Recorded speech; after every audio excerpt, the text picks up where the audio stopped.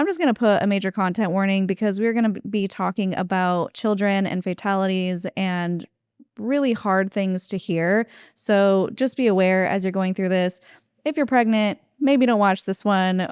I was struggling because we've been talking to a lot of your family lately while I was pregnant. I just had my baby, and it is a lot to take in when you are growing a child. So just be aware of that. I remember talking to someone, and we haven't aired any of this interview yet, but someone who went through this, and she was telling me how they were mentioning, well, if you don't abort, then you may not have as many children as you're supposed to. Like, you need to have 12 kids. And if you have this child and there are defects or deformities, then you won't be able to have as many. Right. It's And like a that's guilt thing. horrible, because also if she were to carry it to term and something happened to the baby, like a stillborn situation, or the baby doesn't live very long, that's even more devastating.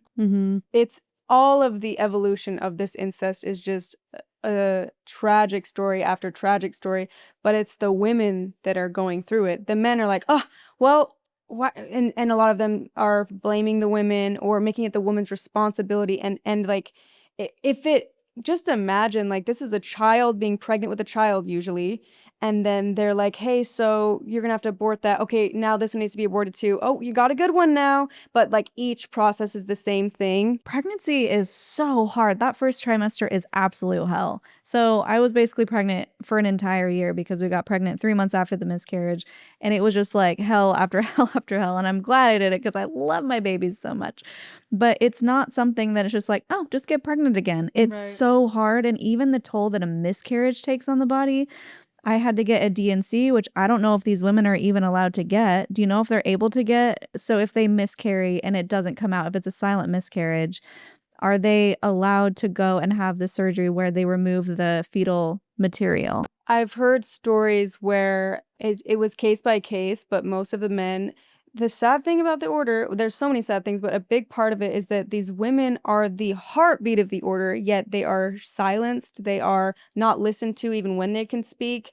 So it's case by case. Some of the men would try to listen to their wife somewhat, but then the majority of them would be like if, like, I heard a case of a woman where the baby did die and it was going septic. And he was it like, could oh, kill you're the woman. right. But he's like, oh, you're just being dramatic. And women have died because they have to go to the father or to the patriarch and be like, hey, can I go to the hospital? I think I'm dying. And women have died because the patriarch is like, you're just being dramatic. Quit bothering me while I'm at the other wife's house. Crazy. And my aunt died that way. Like, Oh my I gosh. 100% blame the husband because they are trained that they have to listen to this person. And so for her, she's like, and we as women, even me going through this, was you're trained to not listen to yourself or your body. You have to ask them, am I actually feeling this? Oh no, okay then. So you're so out of tune with your body. They want to be in control of everything in your life because you are their property. That's how they treat you as a woman. You are just property. So of course these women now in this like 2026, they're still having these issues where the woman is just a vessel. They're just a vessel to bring more souls and more worker bees for the order. And it's such a weird thing because people are like, well, isn't it a good thing that they're doing blood testing and they're doing these abortions because now they don't have these deformities? It's like, they could just not force people to do this. And yeah, maybe it is better. Like, it's like, which pile of shit stinks less? Because there is the family that didn't go the blood testing route and they were just like going off of direction, and so they were just marrying siblings to each other, and almost every single child had a deformity in this family. But at the same time, it's like this option or this option, they're both shitty options.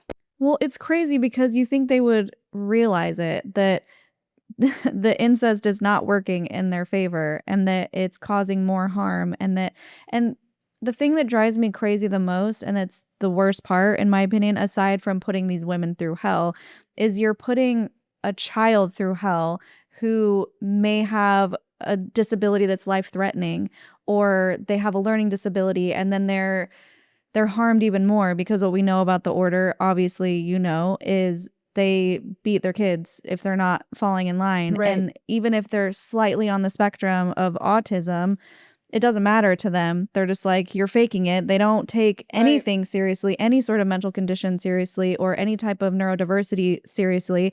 And so then these children are getting harmed again for something that they can't control, and for something that's They're causing. they're causing it. And that's what's so insidious about all of it, is they're just experimenting with children's lives. Exactly. And I think we've talked about this before, where so we had the woman that was Down syndrome still being expected to be the vessel, right? And she's still expected to have Yeah. kids. Can you tell that story? Yeah, so and I'm not sure if she was a product of incest, and that's what caused it, but I do think that there was something happening, because I believe that her mom also had the same it was like generational. So her mom was forced to be a vessel even though she had the disabilities, and then she was birthed and now she has these disabilities, and they pushed her to marry as a second wife, I believe. And one of Daniel's sons married her, and she got pregnant, but she has the mind of, I would say, like 7 to 12-year-old. That's it. And she still had to work a job. And there's no way she's getting paid. It's just free labor, right?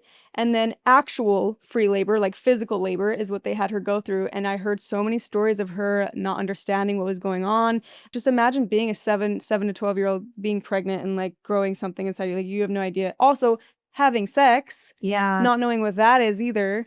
So it just sounds like such a traumatizing life that the order is expecting. Like, how could you not have thought of this too? Like, how could you not have? Why was no one looking out for this person? Why did everyone in this circle think that it's a good idea to have this woman, give this woman to this man and make her bear children? And what happened when she had the baby? She obviously couldn't take care of it. So then it became the other wife's child. Like, she kind of had to adopt the child. And this other wife already had, I think at the time, she already had like 16 kids. And now she's taking care of this child for this woman. Well, that's the other thing. It's not just, let's have blue blood children. You have 3, you have 2, you have 1. Because Nephi had mentioned that even a family of 10 is considered a modest size. And did he say that there was a woman who gave birth to 20 children? This woman that took the child, that woman is the one that has 20 in the order. I don't. Honestly, let me bow down at this woman's feet, because 20 pregnancies, and you know that there were miscarriages in between those. I cannot even fathom what that did to her body. Yeah.